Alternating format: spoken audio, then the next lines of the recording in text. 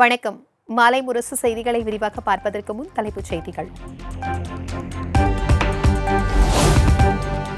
அண்ணா பல்கலைக்கழக மாணவி பாலியல் வன்கொடுமை செய்யப்பட்ட வழக்கு. ஸ்டான்லி அரசு மருத்துவமனையில் சிகிச்சை பெற்று வரும் ஞானசேகரனிடம் வாக்குமூலம் பெற்றது எஸ்ஐடி.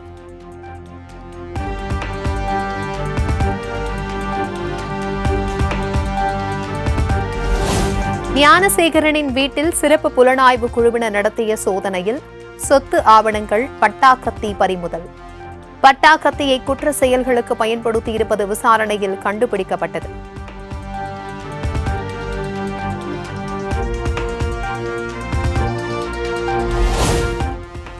ஞானசேகரனின் 2 மனைவிகளின் வங்கி பரிவர்த்தனையை ஆய்வு செய்கிறது சிறப்பு புலனாய்வு குழு. கோட்டூர்புரம் வீடு, பிற சொத்துக்கள் குறித்தும் விசாரணை.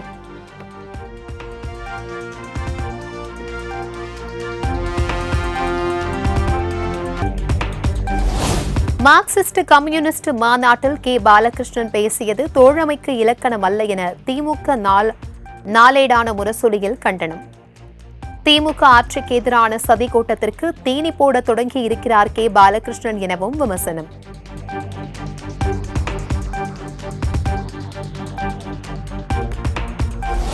திமுக எம்பி கதிரானந்திற்கு சொந்தமான கிங்ஸ்டன் பொறியியல் கல்லூரியில் நடைபெற்ற அமலாக்கத்துறை சோதனை நிறைவு. சுமார் 44 மணி நேரம் நடைபெற்ற ரெய்டில் முக்கிய ஆவணங்கள் மற்றும் பணம் சிக்கியதாக தகவல்.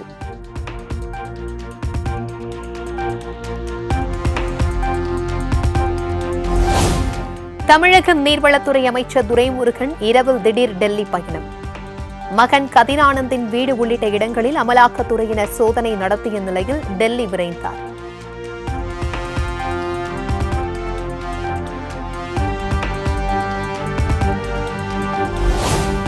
சாத்தூர் அருகே பட்டாசு ஆலையில் ஏற்பட்ட வெடி விபத்தில் 6 பேர் உயிரிழந்த விவகாரத்தில் உரிமையாளர் கைது.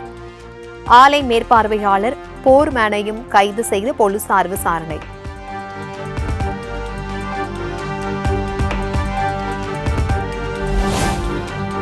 இந்திய திருடர்கள் தாலியை அறுப்பார்கள், திராவிட திருடர்கள் கழுத்தையே அறுப்பார்கள் என சீமான் காட்டம். இருமொழி கொள்கை என்பது ஏமாற்று கொள்கை, முன்மொழி கொள்கை என்பது மோசடி கொள்கை எனவும் ஆவேசம். சுமாரான திருடர்கள் அவர்கள் தாலியை மட்டும் அறுப்பார்கள், திராவிட திருடர்கள் கழுத்தையே அறுப்பார்கள்.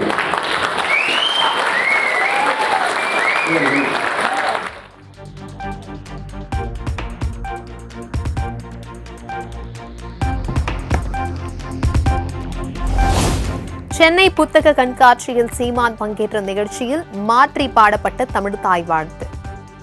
நீராறும் கடலுடுத்த பாடலுக்கு பதிலாக புதுச்சேரியின் தமிழ் தாய் வாழ்த்து பாடப்பட்டதால் சலசலப்பு.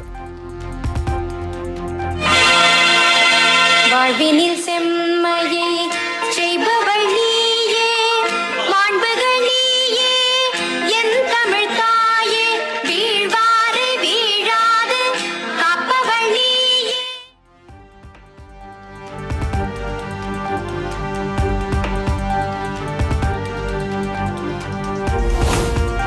சென்னை புத்தக கண்காட்சியில் சீமான் பங்கேற்ற நிகழ்ச்சியில் புதுச்சேரி தமிழ்தாய் வாழ்த்து பாடலை பாடியதற்கும் தங்களுக்கும் சம்பந்தமில்லை. முதலமைச்சர், முன்னாள் முதலமைச்சர் குறித்தும் ஒருமையில் பேசியதற்கும் தொடர்பில்லை எனவும் பாப்பாசி விளக்கம்.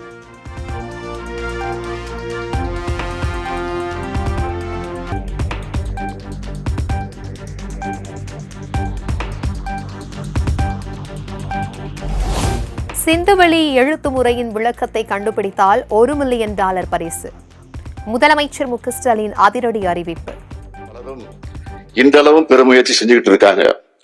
அந்த முயற்சிகளை ஊக்கப்படுத்துகிற வகையில சிந்துவெளி புதிருக்கான உரிய விடையை கண்டுபிடிச்சு சிந்துவெளி எழுத்து முறையை தெளிவா புரிஞ்சிக்க உதவும் வழிவகைய தொல்லியல் அறிஞர்கள் இருக்கும்படி வெளிக்கொணரும் நபர்கள் அல்லது அமைப்புக்கு $1 மில்லியன் பரிசாக வழங்கப்படும் என்ற முத்தான முதல் அறிவிப்பு.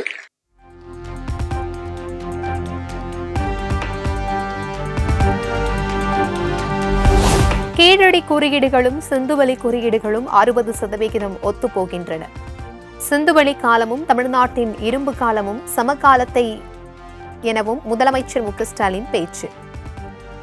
ஒற்றுமைகளை காணப்படுகிற இந்த மேடையில் வெளியிடப்பட்ட ஆய்வு நூல் விரிவா விளக்குது. சிந்துவெளி நகரத்தில் வணிக நோக்கத்துக்காக பயன்படுத்தப்பட்ட முத்திரைகள் இடம்பெற்றிருக்கக்கூடிய குறியீடுகளையும் தமிழ்நாட்டில் அகழ்வாய்களை கிடைக்கிற குறியீடுகளையும் ஒப்பிட்டு பார்க்கும்போது 60 விழுக்காடு குறியீடுகள் ஒரே தன்மையிலான குறியீடுகளாக காணப்படுகிறது.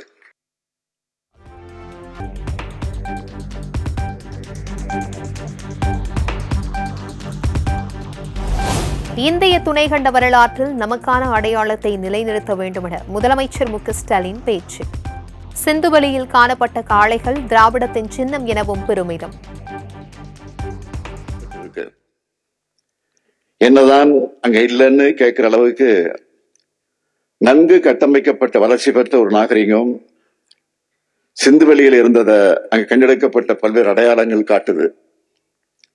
சிந்துவெளியில காளைகள் தான் இருந்துச்சு, இது திராவிட சின்னம். சிந்துவெளியில இருந்து இன்றைய அலங்காநல்லூர் வரை காளைகள் இருக்கு.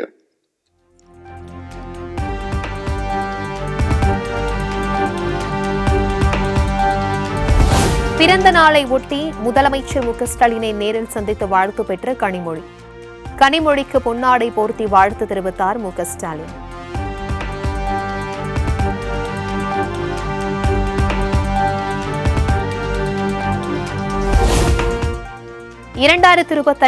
ஆண்டில் டிஎன்பிஎஸ்சி டிஆர்பி மூலம் தேர்ந்தெடுக்கப்படவுள்ள ஆசிரியர்கள் அரசு ஊழியர்கள் எத்தனை பேர்? விவரங்களை வெளியிடாமல் மூடி மறைப்பது ஏன் என தமிழக அரசிற்கு அன்புமணி ராமதாஸ் கேள்வி.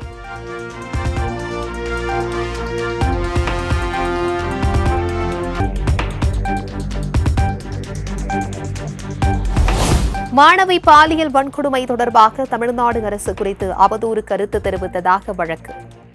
கைதான ஏபிவிபி அமைப்பை சேர்ந்த இருவருக்கு ராஜீவ்காந்தி மருத்துவமனையில் 1 மாதம் சேவை செய்ய நீதிமன்றம் நூதன தண்டனை.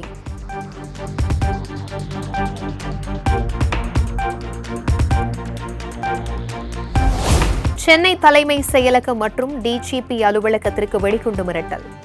போன் மூலம் காவல் கட்டுப்பாட்டு அறைக்கு மிரட்டல் விடுத்த நபர், அது குறித்து காவல்துறை விசாரணை.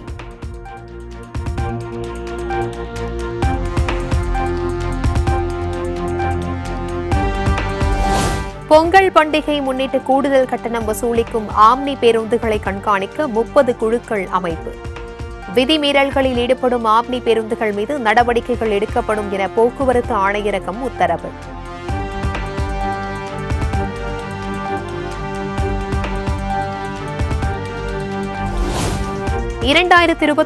ஆண்டிற்கான திருவள்ளுவர் விருது அறிவிப்பு.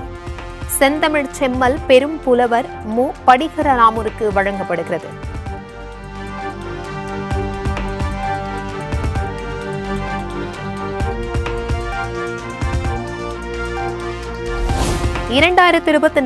ஆண்டிற்கான தந்தை பெரியார் விருது உள்ளிட்ட 8 விருதுகள் அறிவிப்பு. தந்தை பெரியார் விருது விடுதலை ராஜேந்திரனுக்கும், அண்ணல் அம்பேத்கர் விருது MP ரவிக்குமாருக்கும் வழங்கப்படுகிறது.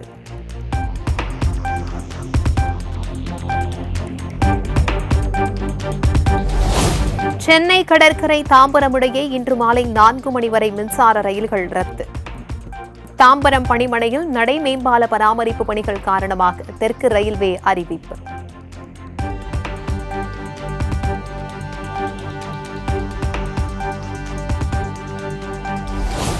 தாம்பரம் பல்லாவரம் பேருந்து நிலையங்களில் இருந்து இன்று கூடுதலாக 40 பேருந்துகள் இயக்கம்.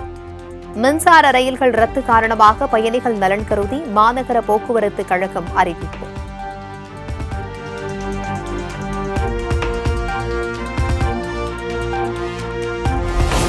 பராமரிப்பு பணி காரணமாக சென்னை கடற்கரை தாம்பரம் இடையே 59 ரயில்கள் ரத்து செய்யப்பட்டதன் எதிரொலி.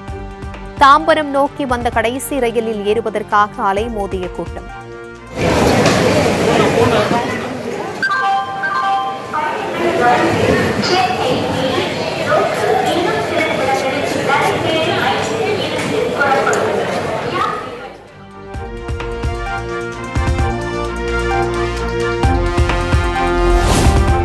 கள்ளக்குறிச்சி அருகே திமுக ஊராட்சி மன்ற துணைத் தலைவரின் கணவருக்கு ஊராட்சி மன்ற தலைவரின் கணவர் கொலை மிரட்டல்.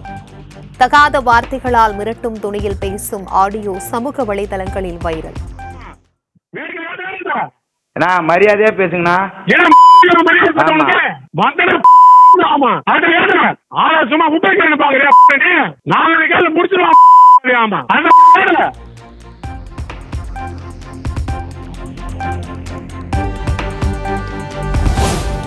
மேட்டுப்பாளையத்தில் தோட்டத்திற்குள் புகுந்து மாட்டினை வேட்டையாட முயன்ற சிறுத்தை.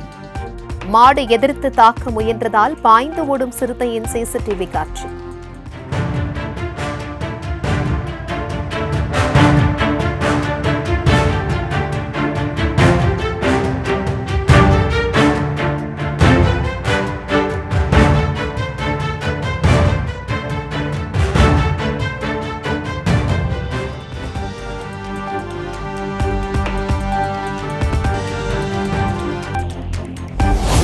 திருப்பூர் பல்லடத்தில் சட்டவிரோதமாக தங்கியிருந்த வங்கதேசத்தை சேர்ந்த 6 பேர் கைது.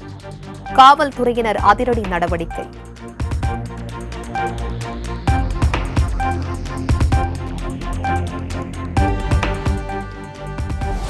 திருச்செந்தூரில் கடல் அரிப்பால் வெளிவந்த 4 அடி உயர கல்வெட்டு.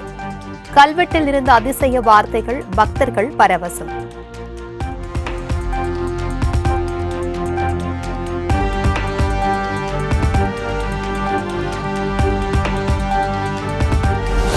மார்கழி மாதத்திலும் மங்காத அசைவ பிரியர்களின் ஆர்வம்.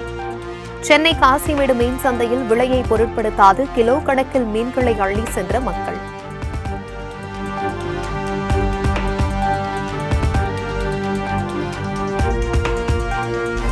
சென்னை நேப்பியார் பாலத்திலிருந்து அதிகாலை 4:30 மணிக்கு தொடங்கியது 13வது சீசன் மாரத்தான் ஓட்டம். 25,000க்கும் மேற்பட்ட பொதுமக்கள் மற்றும் மாற்றுத்திறனாளிகள் ஆர்வமுடன் பங்கேற்பு.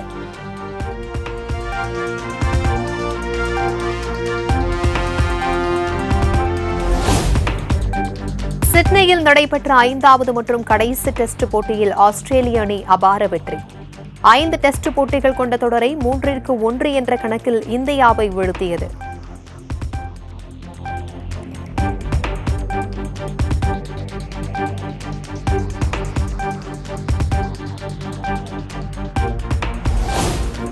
எட்டு ஆண்டுகளுக்கு பிறகு பார்டர் கவாஸ்கர் கோப்பையை இழந்தது இந்திய அணி. பேட்டிங்கில் தொடர்ந்து சொதப்பிய இந்திய பேட்ஸ்மேன்கள் மீது கிரிக்கெட் ரசிகர்கள் கடும் அதிருப்தி.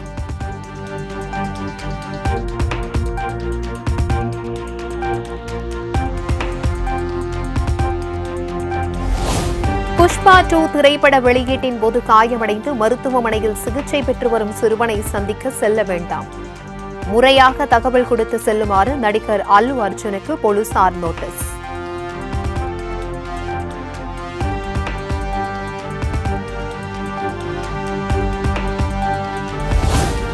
நல்ல கதை கிடைத்தால் ரஜினிகாந்துடன் சேர்ந்து படம் எடுக்கலாம். திரைப்பட இயக்குனர் சங்கர் விருப்பம்.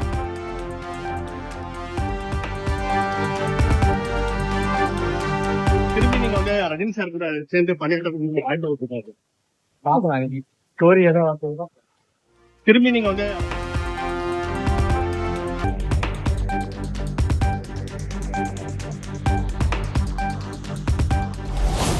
திரையரங்குகளில் பாப்கார்ன் உள்ளிட்ட தின்பண்டங்கள் அதிக விலைக்கு விற்கப்படுவதை அரசு தடுத்து நிறுத்த வேண்டும். கண்ணீரான திரைப்படம் இசை வெளியீட்டு விழாவில் இயக்குனர் பேரரசு வலியுறுத்தல்.